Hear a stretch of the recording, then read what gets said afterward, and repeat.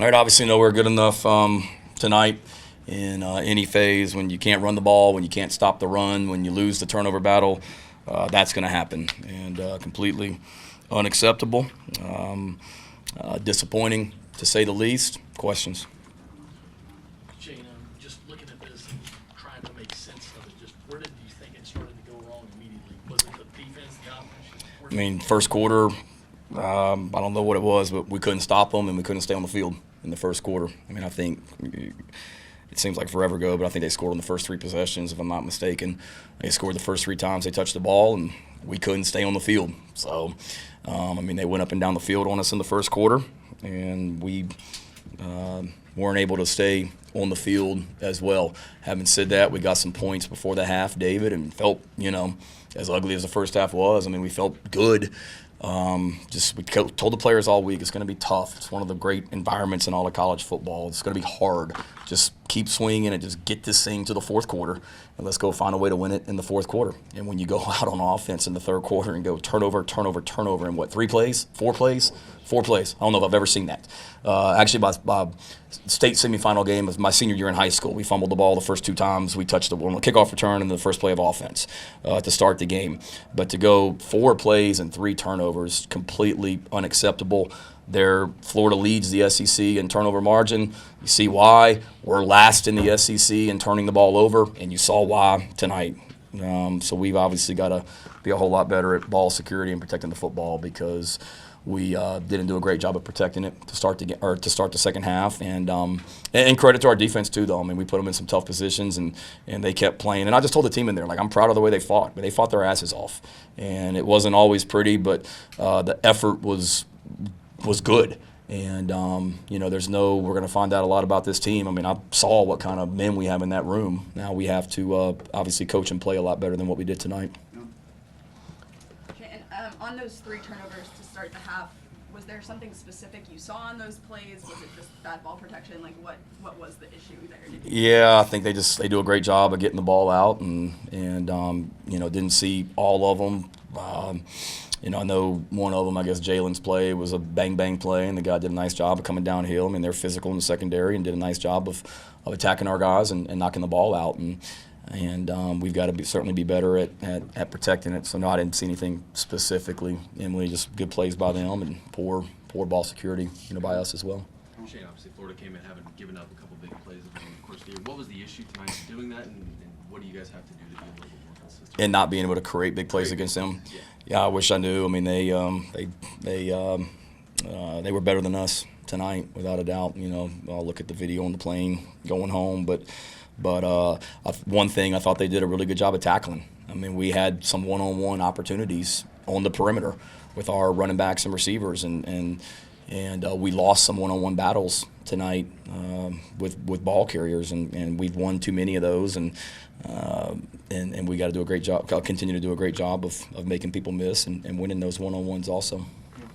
First 3 plays, or first 3 possessions y'all had on the team, whether it's them playing well, y'all not playing well, play calling, is there anything to start the game? Yeah, start the game. Nothing that I can remember. I mean, we weren't good enough. I'll have a better answer for you tomorrow night on the teleconference, Hale, but just fresh off that, I mean, I don't remember. They did a good job of defeating blocks, and we wanted to get the ball on the perimeter, and I think we ran a little perimeter play on the second play of the game and got beat. Their defensive back, beat our receiver. I know we ran the counter, I think, the first play of the game, and they did a good job, obviously, of stopping it. So don't know. We'll have to continue to see what happened there. Gee, Marshawn and CBS didn't travel. What's Yeah. the reason there? Marshawn, same injury, the contusion or deep thigh bruise that he has. He actually practiced on whatever day I told you guys he practiced, or told somebody that he practiced. He actually practiced that day. Was that Tuesday? Wednesday. He actually practiced and looked really, really good in practice. Like, we didn't think he was going to practice on Wednesday. He went full speed, and we thought everything was going to be good. And then he came in the next day, David, and just it had swelled up on him a little bit, and he just didn't respond to the swelling like we wanted on Thursday and into Friday. So he stayed home to try and continue to get that better. CBS obviously got banged up a little bit in the Vanderbilt game, and and just wasn't able to go. It was a foot and wasn't able to progress to the point where we felt like he could give us carries tonight. So it was the Jaheim and Juju obviously are going to be our running backs tonight. Shane, from what you saw of this offense today, what's your biggest concern going forward into the next game or two? Not turning the ball over, first of all, Gene. I mean, 3 of 11 on third down, 44 yards rushing, turned the ball over 3 times. Just not good enough. You know, we've got to sustain drives, and we sit it going into this game. In the last staff meeting or last meeting I had with Clayton and Sat and Pete at the hotel was, if Florida's out there for 80 plays tonight, that does not bode well for us because of our depth issues and injuries on defense. We've got to stay on the field and sustain drives, and they were out there, it looks like, for 79. And we tried to stay on the field. I mean, going for some fourth downs, faking the punt. I mean, those were all trying to just, 1, stay on the field, and 2, not leave our defense out there forever. And the defense has got to get off the field too. I mean, when you give up 374 yards rushing, we've got to be better at creating turnovers, and we didn't do a great job of that. But to answer your question, Gene, there's a lot. Can't turn the ball over, and we got to be able to run the ball and stay on the field. I understand that Spencer can't do anything about the fumbles, but is the gap between him and Luke that wide that you don't want to give him a shot at all? I wouldn't say that. You know, Spencer certainly got to play better. Spencer couldn't do anything about the fumbles either. We're constantly about competition at quarterback, and we've certainly got to be better at every position. We're about competition everywhere, and we've got to be better everywhere than we were tonight. Nobody was good enough. Shane, I know Anthony Richardson's a tough matchup, but in terms of those first few drives, I mean, beyond just being able to extend plays the way that he can, what were you seeing from your guys' defense in terms of maybe not reacting to it or responding? What did you guys see? I don't know. I mean, we obviously knew going into the game, Ben, that it starts and stops with him. He's a phenomenal player. He's such a big guy, and he's so fast, as you guys know. And I mean, they did a good job. They're good on the offensive line. They're big. They're physical. And we got knocked around a little bit and didn't do a great job of tackling a couple times. We misfit some gaps, I think. We missed some tackles, just a combination of things. And give them credit. They started great and did a good job. Being on both sides of the ball, how much of the struggles were execution versus game plan, and as coaches, how do you maybe make things a little bit easier for players when they're actually not? Yeah, I mean, that's something we always look at, Colin, making sure that we got a plan that we can execute, and certainly tonight was no different offensively. What we can go execute, being smart, because we're missing our top 2 running backs, and you get into pass protection issues and things like that with guys playing running back other than Juju that really haven't played a ton of running back this year. So you got to be smart and making sure that we're not doing too much, and felt like we did defensively. Same thing. We had Tyrese Ross played meaningful snaps tonight for the first time, and who was OD, and a lot of those guys were in there doing some things. So we knew we needed to be smart about the calls on defense to give our guys a chance to go get lined up, knowing that we had some new faces in there also. Brad Johnson didn't play, and Debo was in there a lot, and Stone Blanton. So we're always looking at that. It obviously wasn't right tonight, whatever we did schematically, offensively and defensively, and got to look at why and be better here in these next 2 games in the bowl game. And just to follow up, there was no thought about going to Luke late in the game, or was it all Spencer? Late in the game, though. I mean, Luke's at a point right now, Colin, where he's played in 4 games. So, I mean, I wasn't going to put him in with 3 minutes left in the game or whatever, 4 minutes left in the game and burn that 4th game. And I'm not saying we're sitting here adamant about playing or redshirting Luke, but with 3 minutes left in a game that we weren't going to win, I wasn't going to put him in there late in the game at that point.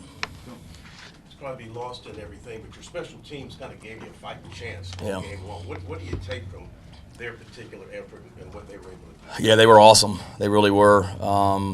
The fake punt was great job of executing. Got exactly what we thought we were going to get. Tried to fake one a little bit earlier, but we didn't get the look that we wanted. And then that one, we wanted to get their defense out there on the field, Phil, and keep their defense out there, which they did. And great throw and catch, and gave us a spark. Actually, as a play, a fake punt we put in against Charlotte that we just haven't run yet. And then the van punt return as well was really, really big to give us field position. So those guys did some great things. Didn't execute the extra point, the little muddle huddle thing like we wanted. But you're right. You know, Kai hit some punts. We did a nice job for the most part in coverage. Yeah, I forgot about that. Yeah, I believe we did. You know, Cam and those guys. Thank you. Cam did a good job. I mean, those to me, and I've said it before, and I believe it. Like you tell a lot about your team. When their field goal block team after a team scores a touchdown, the effort that they play with, and then just field goal block in general when they're trying to kick field goals. And I mean, Cam was adamant about sending him and things like that, and those guys really work at it. And we've been telling them, I mean, that they're due for one, and it was good to see those guys play with effort tonight. So certainly, that was a positive special teams wise, and we want to be good in all three phases, and we weren't in all three phases tonight, but that's certainly something that we can take some things from for sure. When you get down early like that, how much does that kind of alter game script in a game like today, down 21, or were you still able to kind of do what you want to do, just weren't executing? Yeah, we were doing what we wanted to do. I mean, we weren't going to get into. I mean, we didn't feel like 21 points was going to win the football game. In other words, I mean, coming into it. If we were going to win, I mean, they've been playing really well offensively. They did in the second half against Georgia. They did not just offensively, but as a team. Second half against Georgia, the whole game last week against A&M. So they're really, really good on offense, and we knew we were going to have to score some points. But no, when it was 21-0, we weren't going to just throw out the plan. I mean, we still wanted to pop some runs in there and be able to run the football and execute our offense. And again, just keep chipping away and keep fighting and just try and find a way to get it to the fourth quarter. And then you couldn't start the second half worse than what we did.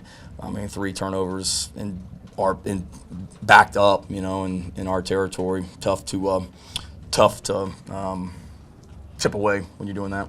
Took 2 more Davis than him. No.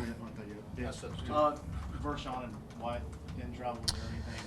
Yeah, Wyatt had a little bit of a high ankle deal in practice the other day. I don't think it's long term. Vershawn was sick. We battled the flu a little bit this week in practice or on our team, and we had, I guess, 9 guys this week that missed at least one day of practice with just flu, whatever's going around. Brad was one of them. And some other guys as well that were starters out there tonight. Cam, Boogie, we had some guys that were down with the flu. Vershawn was sick also, and just didn't progress health-wise well enough to make the trip. Did any of that affect you guys, or is that not? That'd be making an excuse. No, I think it's making excuses. Certainly, conditioning-wise, probably some guys weren't where they are. But again, it's November in the SEC. I don't know if anybody feels good physically right now as well. Yeah. That shifting that they did on their defensive line a couple of times drew procedure penalties, but I saw you kind of animated with one of the officials over there. What was your argument to him about what they were doing? It was something that we had in my pregame meeting with the officials that they're allowed to move. We do. We did it tonight, just trying to mix up the fronts and things like that. But what you're not allowed to do is the defensive linemen use a verbal cadence, if you will, to move, or move with maybe a little bit more exuberance than you need to change gaps. And just making sure when I was talking to the official, who they do a fantastic job, just making sure that if they were making move calls, it was coming from the linebackers and that they weren't doing more than they needed to be doing just to change a gap. And they told me they weren't, that everything was legal, and that was the conversation we had. Do you think that caused those 2 procedure penalties of that shift? It didn't help, but we got to handle that. We see it in practice every day, Phil. We do it. Our defense does it. Teams have done it against us this year. It's nothing new. When you're playing on the road and in a venue like this at night, it's going to be loud, and you got to be able to handle the crowd noise and execute and sit in there and not flinch. We saw A&M when we played A&M in Columbia. The weapon that a crowd can be, and in real life, that's life in the SEC on the road. All right, thank you, Coach. All right, thank y'all. Travel safe going home.